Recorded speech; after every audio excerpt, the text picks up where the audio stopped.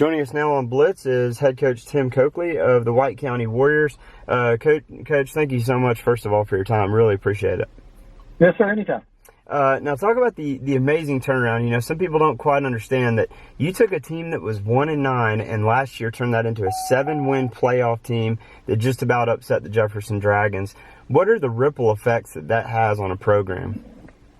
I think it's that our players learn how to practice. They learn how to compete against each other. And, you know, we inherited a good group of seniors that really bought into what we're doing. So if you don't practice well, you don't play well. And I think the guys this year really learned from my team last year how to practice and prepare.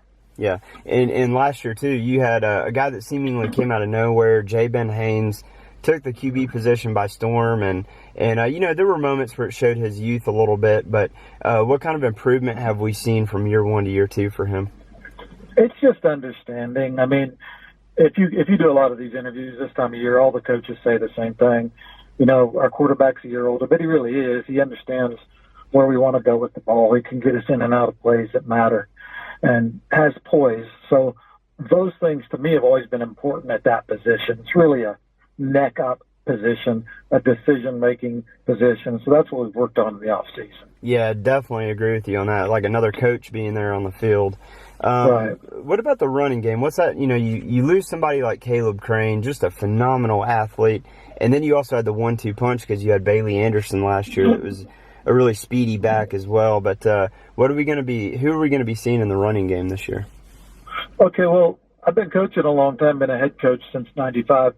I've really never had a guy like Caleb who carried it 30 times a game. Yeah. I've had some really good players, but I've always wanted the 18 carry a game guy and then another 15 carry a game guy. So that's what we're going to be. And people are going to say you're changing, but not really. I like to spread it around because it helps in a lot of areas. So for us, our starting, what we call F for running back is Jared Julian, and also would be Kurt or Curtis Havlin, and then Mike Mentz. All those guys will share carries. They'll play other positions. But I've always liked my team to balance out that way. So we're losing a great one with Caleb, 30 carries a game and dependable and tough. But I think we have guys that are going to really want to step up and emulate what he did. Yeah, and I think that's going to make it, you know, hard on the defense to zone in on some of those guys, like you said, spreading it around like that. Switch gears a little bit. The defense last year, I know you would have been happy, you know, they buckled down when they needed to, but allowed over 28 points per game. What have you guys kind of done to focus on shoring that defense up this year?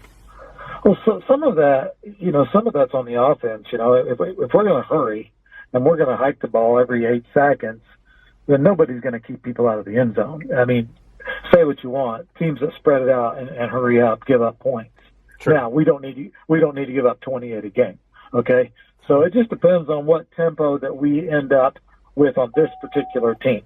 You don't know till you play.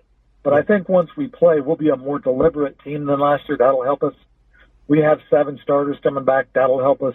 And then there's an understanding for what we expect, and that will help us. So I think we'll certainly won't give up 28 a game, but I think we're going to really fit together better than we did last year, offense and defense. I totally agree with you. I'm really excited, too, on the defense with what you got coming back. You got some great talented individuals there, too. But last question for you. You got this scrimmage coming up against Stevens County. So nice little border, you know, proximity rival, I guess you could call it, because you haven't played – White County Stevens hasn't played a ton in their history. But definitely I know there's going to be some excitement. What are you looking for most out of your team in that game? You know, and I think their coach would say the same thing. We just want to do what we do this week. You know, the things I worry about, I guess if that's the right word, or I'm concerned about, is substitution, rotation. How do we get stuff in and out? How do we handle situations? So it's really not us and them. It's more about us and how we're going to prepare for the season. And we're looking forward to it. Yeah, they're close. I think it's just fun for our guys, fun for the community. So I think it's going to be a great night. I think so, too, and Blitz will be there to grab those highlights. We're excited about it, and like you said, just see both teams get their final tune-up in and get the season underway. But thank you again so much for your time, Coach. I really appreciate it. Yes, sir, anytime.